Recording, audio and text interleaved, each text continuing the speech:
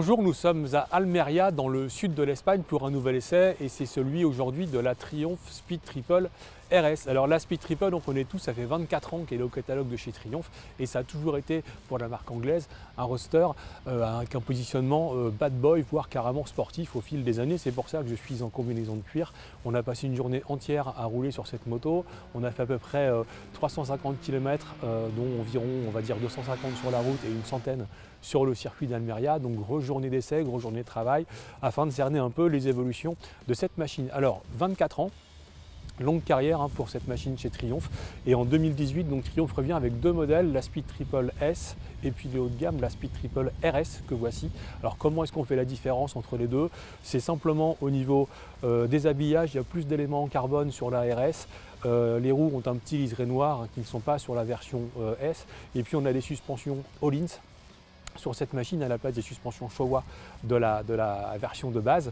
Et puis un petit peu quelque chose d'important sur le plan électronique, c'est une centrale inertielle qui permet justement à Triumph de voir des aides à la conduite et une électronique de pointe pour pouvoir un peu contrôler tous les modes de cette machine. Il y a plusieurs modes de conduite. On a le tableau de bord TFT couleur qu'on trouve maintenant sur une grande partie de la gamme. On l'a sur les Street, on les a sur les Tiger. Donc il est maintenant livré sur la Speed Triple. Et puis avec tous les boutons au Komodo, on peut à la fois gérer des modes de conduite, donc il y a 5 modes de conduite, dont un mode pluie qui limite un peu la puissance à 100 chevaux, les autres sont à 150 chevaux. Et puis on peut gérer son niveau de contrôle de traction, d'ABS, de réponse à la poignée, etc. Donc on est vraiment sur un positionnement sportif. Et puis comme vous le voyez, un Triumph sur toute sa gamme, que ce soit les classiques, les Bonneville, les Tiger, etc., fait vraiment de gros efforts de présentation.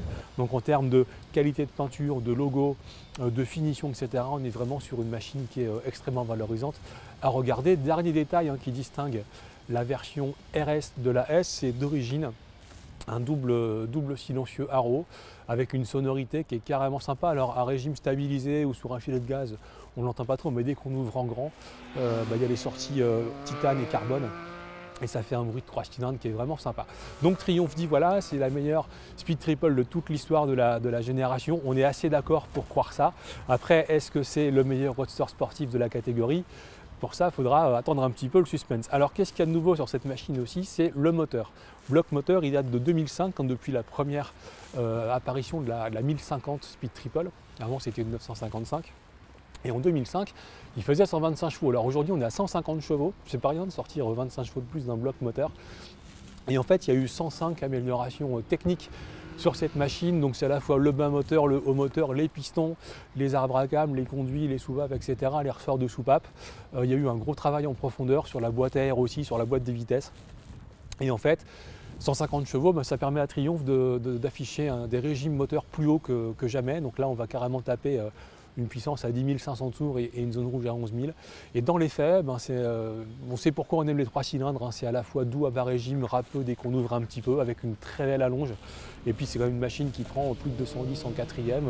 On a vu ça sur circuit tout à l'heure.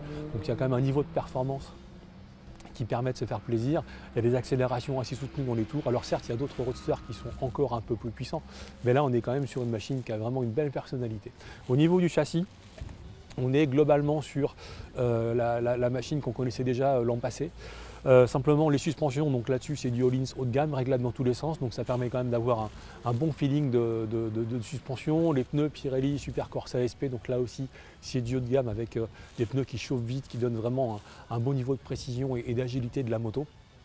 Et puis encore une fois, ce qui est nouveau, c'est cette centrale inertielle qui est sur cette moto avec tous les modes de conduite. Alors globalement, on a roulé sur la route, on a roulé sur circuit, on a mis le genou par terre à plusieurs occasions, on a fait quelques pointes, grosse journée. Donc oui, évidemment, cette machine, c'est la meilleure Speed Triple jamais construite. Comment elle se situe par rapport à la concurrence? Eh bien disons que c'est vrai qu'il y a des roadsters qui sont un peu plus puissants encore, mais souvent ce sont des sportives un peu dénudées, donc elles sont un peu plus extrêmes, un peu plus radicales, un peu plus compliquées à piloter. Et la grande force de cette machine, c'est sa polyvalence, c'est-à-dire qu'on se balade sur un filet de gaz à 4000 tours en 6e et on est content, et puis on va essayer de mettre le genou par terre sur circuit, on va un peu chercher les limites, et en fait elle est communicative, elle est drôle, elle est agile, les gains d'agilité sont quand même assez importants. Et c'est vraiment une machine qui est très plaisante à conduire en toutes circonstances. Et c'est un vrai roadster, donc c'est une machine qui est aussi à l'aise sur la route en toutes circonstances. Et c'est ça un peu qui fait la différence.